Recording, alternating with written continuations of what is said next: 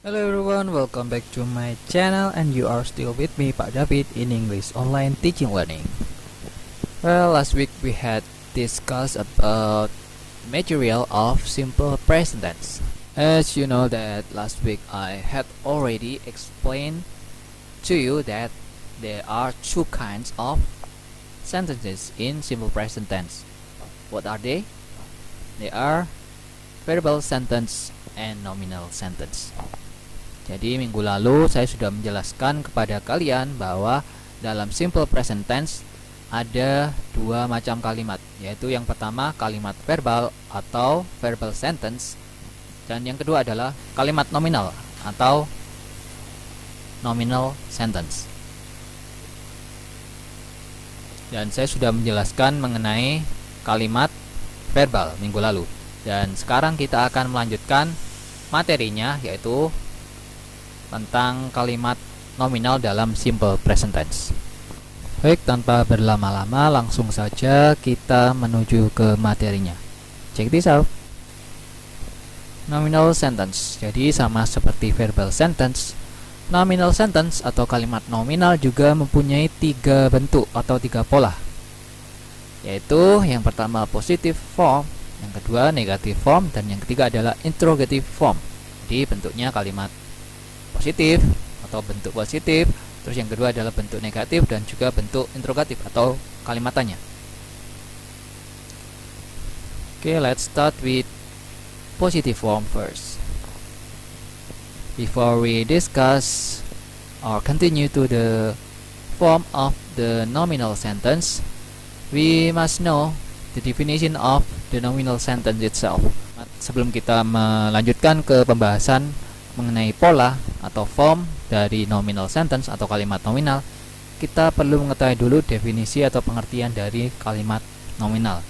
Jadi kalimat nominal itu merupakan sebuah kalimat yang predikatnya itu bukan berupa kata kerja ya, tapi merupakan sebuah kata benda, kata sifat atau sebuah keterangan.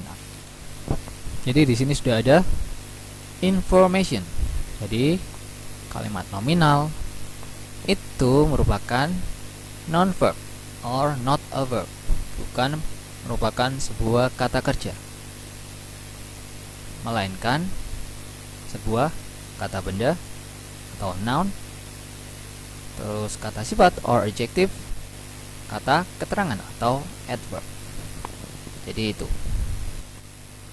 Jadi pola kalimat dalam positive form di kalimat nominal adalah subject plus to be plus noun or adjective or adverb. Oke, yang pertama adalah to be is. Jadi to be is ini digunakan untuk subjek orang ketiga tunggal atau singular third person, seperti he. He ini adalah dia, laki maksudnya. Terus she, dia perempuan. Dan it, yaitu kata benda selain manusia, misalkan hewan, tumbuhan, dan benda mati. Terus yang to be kedua adalah are. Jadi are ini digunakan untuk subjek you atau kamu atau kalian, they mereka, dan we ini adalah kami atau kita. Terus yang terakhir ini adalah am. Jadi gandengannya itu ya selalu is I. Jangan pakai I are atau I is kayak gitu ya, salah ya. Yang benar adalah I am. Atau jangan sampai kalian menulis dua to be ya dalam satu kalimat, misalkan I am is atau I am are kayak gitu, itu malah salah ya. Jadi bentuknya ya seperti ini, aturannya seperti ini, jangan dirubah-rubah. He, she, it gandengannya selalu is, you, they, we gandengannya selalu are, dan I gandengannya selalu am ya dalam kalimat nominal simple present tense. Oke, sampai sini paham? Semoga paham ya. Oke, saya lanjutkan kalau sudah paham. Lanjut ke contoh kalimatnya ya. Sini yang pertama adalah ada kalimat I am in the library. Jadi saya berada di perpustakaan. Di sini in the library itu digaris bawahi or underline. Jadi frase yang digaris bawahi itu adalah kata keterangan or adverb. Sini Kata keterangannya itu berupa kata keterangan tempat, adverb of place. In the library. Jadi saya sedang berada di perpustakaan. Terus kalimat yang kedua adalah you are sad. Di sini yang digarisbawahi adalah kata sadnya. Jadi sad di sini artinya sedih. Sedih itu merupakan kata sifat or adjective. Terus yang ketiga adalah she is a teacher. Di sini yang digarisbawahi adalah kata teacher. Di sini teacher artinya adalah guru. Guru termasuk kata benda, ya. Itu contohnya. Oke, lanjut ke negative form atau bentuk negatif dari kalimat nominal.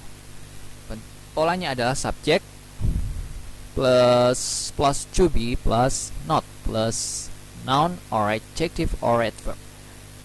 Di bawahnya ada informasi mengenai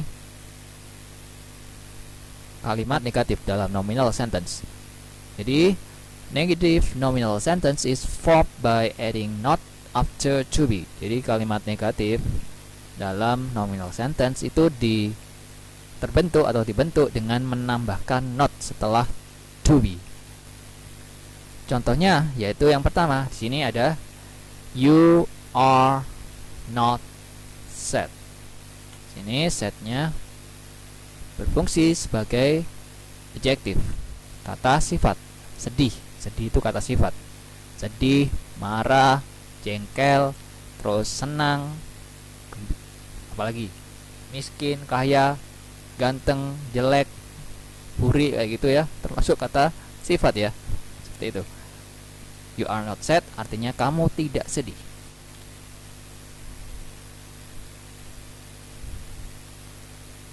Terus yang kedua adalah I am not in the library. Di sini in the library atau bahasa Indonesianya berada di dalam perpustakaan. In the library di sini maksudnya berada di perpustakaan. Di perpustakaan. Jadi di perpustakaan ini merupakan sebuah adverb, adverb of place, keterangan, kata keterangan tempat. Di setelah to be, am ditambah dengan not. Saya tidak ada di perpustakaan. Terus contoh yang ketiga adalah she is not a teacher. Di sini teacher berfungsi sebagai kata benda atau noun. Jadi setelah to be is ditambah dengan not. Jadi dia bukan seorang guru. Oke. Habis ini paham ya? Gampang kok, tinggal menambahkan not setelah to be. Oke, saya lanjutkan. Langsung ke bentuk interrogatif atau kalimat tanya. Jadi jika kita ingin membuat sebuah kalimat tanya dalam simple present tense, terutama menggunakan kalimat nominal, jadi kita menggunakan pola to be plus subject plus noun. Sini sorry nggak ada garis miringnya, maksudnya noun atau adjective atau adverb. Jadi to be diikuti subject, diikuti kata benda atau kata sifat atau kata keterangan. Di bawahnya ada penjelasan atau informasi mengenai penggunaan to be dalam kalimat negatif atau pola kalimat negatif. Di kalimat nominal ini dibentuk dengan to be di awal kalimat. Jadi to be itu diletakkan di awal kalimat. Contohnya seperti apa? Contohnya adalah are you sad? Seperti itu. Are di sini to be diikuti dengan you sebagai subject, terus diikuti kata, ini kata apa sad ini? Sedih ini kata sifat.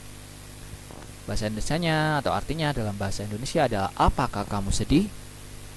Jangan lupa kasih tanda tanya ya atau question mark. Terus yang kedua, are you in the library? Sini to be-nya are tambah dengan you ini sebagai subject. Terus diikuti sini in the library. Ada di perpustakaan, begitu maksudnya ya. Ada di perpustakaan. In the library di sini berfungsi sebagai adverb atau kata keterangan. adverb of place. Terus kalimat yang ketiga, contoh yang ketiga. Is she a teacher? Di sini to be-nya is diikuti selalu ya orang ketiga tunggal, entah itu he, she atau it. Is she a teacher baru diikuti sini a teacher itu merupakan sebuah kata benda atau noun. Yang artinya apakah dia seorang guru? Jadi seperti itu. Gampang ini. Jadi yang biasanya sulit itu ya kalimat verbal itu yang agak-agak susah ya. Jadi kita harus menambahkan s atau is setelah kata kerja bentuk pertama. Jadi kita harus teliti dalam menambahkan akhiran s atau is dalam kalimat verbal. I think that's enough for today's meeting and thank you very much. See you next week. Bye.